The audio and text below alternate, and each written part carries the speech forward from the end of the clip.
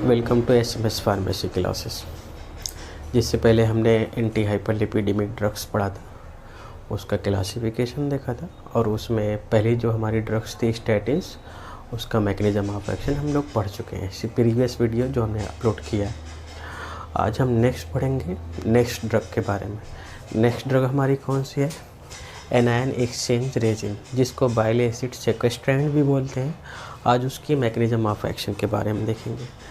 तो जब हम बताया था हमने पहले ही, अगर हमको अपनी बॉडी से जो एक्स्ट्रा फैट है या फैट को कम करना है, फैट को अगर हमको कम करना है तो फैट को हम क्या बोलते हैं? लिपिड्स बोलते हैं। देखें तो हमारी लिपिड्स जो है कोलेस्ट्रॉल, ट्राइग्लिसराइड और फास्फोलिपिड से बनी होती है।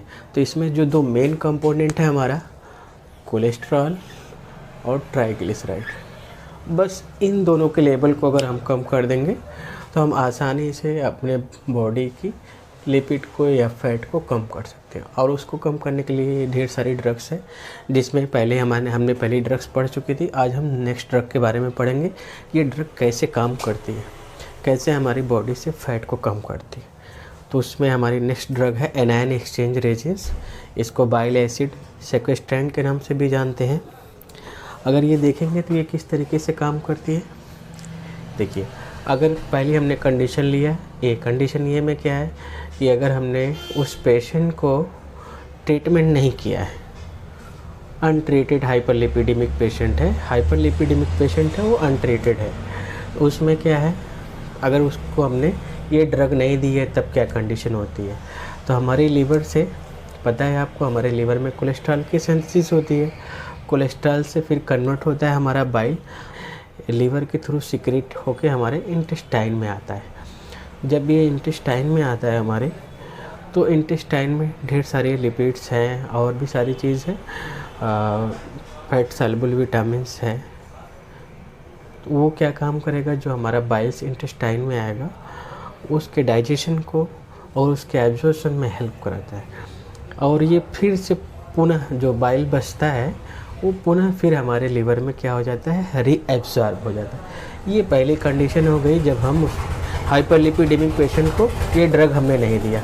जब हमने बाइल एसिड ड्रग्स दिया, बाइल एसिड सेक्वेस्ट्रेंट ड्रग्स दिया, तब क्या होगा, ऐसे दिखे। बी कंडीशन क्या है हमारी, हाइपरलिपिडेमिक पेशेंट है और उसको हमने ट्रीटेड किया है किससे, बाइल एसिड बाइंडिंग रेजिन से, जिसको हम एनायन एक्सचेंज रेजिन भी बोलते हैं, बाइल एसिड सेक्वेस्ट्रेंट्स भी बोलते हैं। अगर उस ड्रग से हमने उसको ट्रीट किया तो क्या होगा, हमको पहले से पता है हमारे लीवर से क्या होता है, बाइल एसिड का फॉर्मेशन होता है, बाइल एसिड का सिक्रीशन होता है और यही फिर क्या होता है, बाइल एसिड हमारे इंटेस्टाइन में सिक्रीट होती है। अब इंटेस्टाइन में जब बाइल एसिड हमारी सिक्रीट होगी तो क्या काम करेगी, बाइल एसिड है हमारी, उस पर क्या है, पहले से माइनस चार्ज है बाइल पे। और हमारी जो ड्रग्स है बाइल एसिड बाइंडिंग रेजिन, जो रेजिन हमारी जो ड्रग्स है वो भी क्या है, हमारी क्लोराइड के साथ माइनस चार्ज, इसलिए इसको हम एनायन एक्सचेंज रेजिन इसलिए बोलते हैं। अब देखिए क्या होगा, बाइल एसिड पे जो हमारा नेगेटिव चार्ज है ये क्या काम करेगा, रेजिन और बाइल आपस में मिलके क्या बना लेंगे, एक कॉम्प्लेक्स मॉलिक्यूल बना लेंगे और क्लोराइड हमारा बाहर निकल जाएगा। अब यही जो हमारा कॉम्प्लेक्स मॉलिक्यूल बनता है वो क्या होता है, हमारे इंटेस्टाइन में एब्जॉर्ब नहीं होता है। जब हमारे इंटेस्टाइन में एब्जॉर्ब नहीं होगा तो फिर फेसस मटेरियल के थ्रू बाहर भेज दिया जाता है। और प्रोसेस नॉर्मल कंडीशन में क्या होता था, बाइल एसिड जो हमारे इंटेस्टाइन में आता था वो वापस पुनः जो है रीएब्जॉर्ब हो जाता था हमारे लीवर में। लेकिन क्या हुआ, यहाँ पर बाइल एसिड का सिक्रीशन हुआ, लेकिन बाइल एसिड को क्या किया, हमारी ड्रग्स ने एक कॉम्प्लेक्स बना लिया। कॉम्प्लेक्स बनाने के बाद क्या हो गया, वो कॉम्प्लेक्स हमारे इंटेस्टाइन में एब्जॉर्ब नहीं हो रहा है और क्या होगा तब, वो फीसस मटेरियल के थ्रू बाहर निकाल दिया जाएगा। ये एक सिंपल सा मैकेनिज्म ऑफ एक्शन है। अगर इसका मैकेनिज्म ऑफ एक्शन हम देखें यहाँ पे, तो देखिए वही चीज़ हमने बताया है, जो हम ड्रग देते हैं, ड्रग क्या करती है, bind negative charge bile acid. ये नेगेटिव चार्ज बाइल एसिड के साथ हमारी ड्रग्स क्या करती है, इंटेस्टाइन में बाइंड करती है। बाइंड करने के बाद क्या करती है, formation of an insoluble complex that can not be absorb from intestine. यहाँ पे देखिए जब ये इंटेस्टाइन में एब्जॉर्ब नहीं होगा तो क्या होगा, एक्सक्रीटेड इन फीसस। देखिए वही चीज़ हमने लिखी है, जब ये एक्सक्रीट हो जाएगा फीसस मटेरियल के थ्रू तो क्या होगा, बाइल एसिड का जो लॉस होगा वो ज़्यादा हो जाएगा, इंक्रीजेस हो जाएगा। बाइल एसिड क्या होगा, यहाँ आ रहा है, लिवर से आ रहा है बाइल एसिड, लेकिन वो फिर बाहर फीसस मटेरियल के थ्रू बाहर निकल जा रहा है। वो क्या कौन कर रहा है, हमारी ड्रग्स कर रही है। हमारी ड्रग्स क्या कर रही है, उसके साथ बाइंड करके कॉम्प्लेक्स बना रही है, कॉम्प्लेक्स बनाने के बाद उसको बाहर निकाल दे रही है और ये दोबारा से रीएब्जॉर्ब नहीं हो रहा है हमारे लीवर में, जिसकी वजह से क्या काज होता है, causes the liver to use cholesterol to form bile acid. अब क्या काम करेगा ये लीवर को, जिसकी वजह से क्या होगा, लीवर में क्या होगा, लीवर क्या काम करेगा, कोलेस्ट्रॉल से और ज़्यादा बाइल एसिड का फॉर्मेशन करेगा, क्योंकि यहाँ से बाइल एसिड तो जा नहीं रहा है। जब बाइल एसिड जाएगा नहीं तो क्या होगा, कोलेस्ट्रॉल बाइल एसिड का और फॉर्मेशन होगा। जितना बाइल एसिड मिलेगा वो सब हमारे इंटेस्टाइन में आएगा, इंटेस्टाइन के थ्रू बाहर चला जाएगा। तो इस तरीके से कोलेस्ट्रॉल का लेवल क्या होगा, हम कम कर सकते हैं। ये इसका लेवल क्या हो जाएगा, डिक्रीजेस हो जाएगा। ये हो गया हमारा मैकेनिज्म ऑफ एक्शन। मतलब कोलेस्ट्रॉल से बाइल एसिड बना, बाइल एसिड आया हमारे इंटेस्टाइन में और इंटेस्टाइन से फिर वापस हमारे लीवर में नहीं गया। जब लीवर में जाएगा नहीं तो और हमको बाइल एसिड की ज़रूरत पड़ेगी, तो जब बाइल एसिड की और ज़रूरत पड़ेगी तो फिर इसी कोलेस्ट्रॉल से क्या होगा, और ज़्यादा बाइल एसिड का फॉर्मेशन होगा, तो इससे कोलेस्ट्रॉल की मात्रा कम होना शुरू हो जाएगी। तो इससे हम कोलेस्ट्रॉल का लेवल कम कर सकते हैं। और एंटी हाइपरलिपिडेमिक वही है जो हमारे कोलेस्ट्रॉल लेवल को कम कर दे या ट्राइग्लिसराइड लेवल को कम कर दे। दो मेन चीज़ होता है और उसमें लिपोप्रोटीन में ढेर सारे हमारे VLDL ये सब में ये चीज़ पाई जाती है। तो यही दो चीज़ को हमको कम करना है। तो जब हमने कम कर दिया तो हम ये हमारी किस में यूज़ हो रही है, एंटी हाइपरलिपिडेमिक ड्रग्स में यूज़ हो। अगर इसकी हम काइनेटिक्स की बात करें तो काइनेटिक्स क्या है, इसको हम ओरली दे, ये सारा जितनी ड्रग्स देती है वो कम्प्लीटली फीसस मटेरियल के थ्रू, इंटेस्टाइन के थ्रू सारी बाहर निकाल दी जाती है। इसका ड्रग इंट्रैक्शन क्या है, कौन कौन सी ड्रग के साथ ये हमारी ड्रग बाइंड कर दे सकती है और इन रिएक्शन मतलब एक तरीके का साइड इफ़ेक्ट सब करते, ड्रग इंट्रैक्शन। इन दवाओं के साथ हम क्या करेंगे, बाइल एसिड जो हमारी ड्रग्स है, बाइल एसिड सेक्वेस्ट्रेंट, उस ड्रग को इस ड्रग के साथ नहीं देंगे। अगर इस ड्रग के साथ देंगे तो क्या हो जाएगा, रिएक्शन कर जाएगी और उसका एडवर्स इफेक्ट क्या है हमारा, कॉन्स्टिपेशन काज करेगी, नाजिया काज करेगी, एनारोक्सिया काज करेगी, डायरिया। यूज़ क्या करते हैं हम in the treatment of a type 2A and type 2B hyperlipidaemia. ये दोनों हम एंटी हाइपरलिपिडेमिक ड्रग है तो इसका मतलब हाइपरलिपिडेमिया में यूज़ करेंगे, हाइपरलिपिडेमिया के ट्रीटमेंट में यूज़ करेंगे। तो हाइपरलिपिडेमिया कौन कौन सी है हमारी, type 2A and type 2B। अब नेक्स्ट हमारी ड्रग्स है फाइब्रेट्स। हम फाइब्रेट्स की मैकेनिज्म ऑफ एक्शन देखेंगे। तो उससे पहले हम समझेंगे कि क्या होता है। देखिए लीवर में क्या होता है, लीवर से VLDL का सिक्रीशन होता है और हमारे इंटेस्टाइन के थ्रू काइलोमाइक्रॉन, और ये काइलोमाइक्रॉन फिर क्या होता है हमारे कैपिलरी में जाता है। कैपिलरी में जब ये सिक्रीट होगा तो कैपिलरी में जाने के बाद एक एंजाइम होता है लिपोप्रोटीन लाइपेज एंजाइम। ये एंजाइम क्या करता है, VLDL और काइलोमाइक्रॉन से क्या बनाता है, VLDL से बनता है हमारा HDL और काइलोमाइक्रॉन से क्या बनता है, काइलोमाइक्रॉन रेमिनेंट्स, और निकलता क्या हमारा फ्री फैटी एसिड।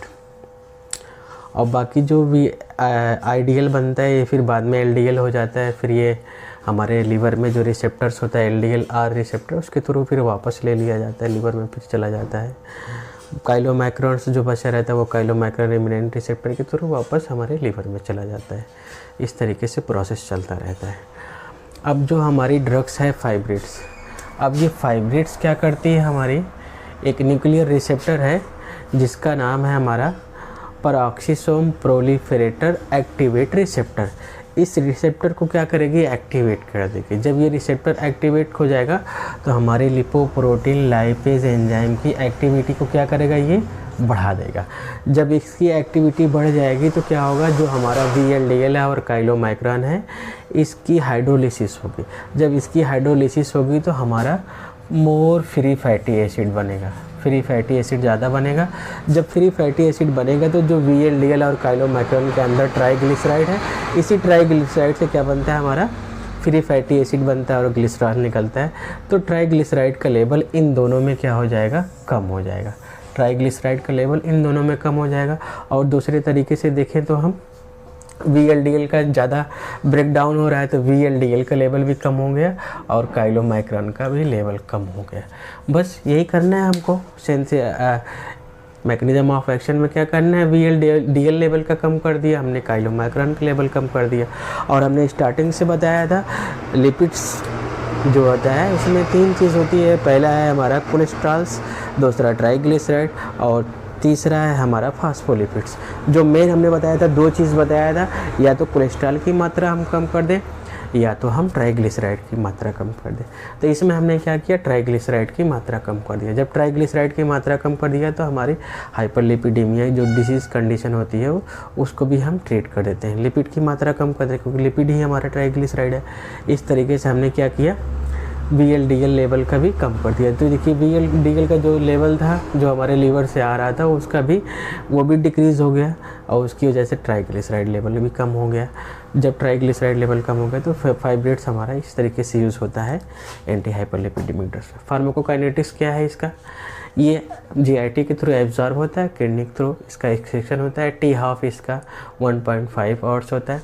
कंट्रा इंडिकेशन क्या आता है, प्रेगनेंसी और लैक्टेशन में, इसमें हम इसको नहीं दे सकते। साइड इफ़ेक्ट क्या होता है वही common, GI upset, gall stones, myopathy, muscles में पेन काज करता है, हाइपोकैलेमिया। और यूज़ इसका देखिए, यूज़ वही है, ग्लिसराइड लेवल कम हो रहा है इसके थ्रू। ग्लिसराइड से बन रहा है क्या हमारा, फ्री फैटी एसिड। तो जब ये एंजाइम एक्टिवेट हो जाएगा तो ज़्यादा जो ट्राइग्लिसराइड जो है हमारा वो फ्री फैटी एसिड में कन्वर्ट हो जाएगा, तो इसका लेवल कम कर दिया। इसलिए हम इसको बोलते हैं यूज़ किस में कर रहे हैं, हाइपर ट्राइग्लिसरीडेमिया में। और टाइप 3 हाइपरलिपिडेमिक पेशेंट में भी हम यूज़ करते हैं। और दूसरा इसका मेन काम क्या है, जो हमारा फाइब्रेट्स है, फाइब्रेट्स क्या काम करता है, ये देखिए फाइब्रेट्स क्या काम करता है, ApoA1 और ApoA2 सिंथेसिस इनकी जो होती है हेपेटोसाइट्स में, इसकी सिंथेसिस क्या करेगा, बढ़ा देगा। जब बढ़ा देगा तो HDL की मात्रा भी बढ़ जाएगी। जब HDL की मात्रा बढ़ जाएगी तो हमने बताया था HDL क्या है, हमारा गुड कोलेस्ट्रॉल है। और HDL क्या करेगा, जितना भी इसके अंदर क्या है कोलेस्ट्रॉल है, उस कोलेस्ट्रॉल को क्या करेगा, अपने साथ ले लेगा। हमने बताया था ना, वो छानते हुए लेके आएगा, फिर कहाँ पे लाके रोक देगा, हमारे लीवर में लाके अपटेक करा देगा। और लीवर में लाके अपटेक कराता है कौन से रिसेप्टर के थ्रू, स्कैवेंजर रिसेप्टर के थ्रू। जितना कोलेस्ट्रॉल है सब लाके लीवर में छोड़ देगा। इस तरीके से ये हमारा गुड कोलेस्ट्रॉल हुआ। और इसकी मात्रा बढ़ने का मतलब क्या हुआ कि ये भी कोलेस्ट्रॉल की लेवल को कम करेगा। और दूसरा ये था हमारा फाइब्रेट्स, ट्राइग्लिसराइड लेवल को भी कम किया और HDL क्या किया, हमारा कोलेस्ट्रॉल लेवल को कम कर दिया। इस तरीके से हम इसका यूज़ कर रहे हैं एंटी हाइपरलिपिडेमिक ड्रग्स में। थैंक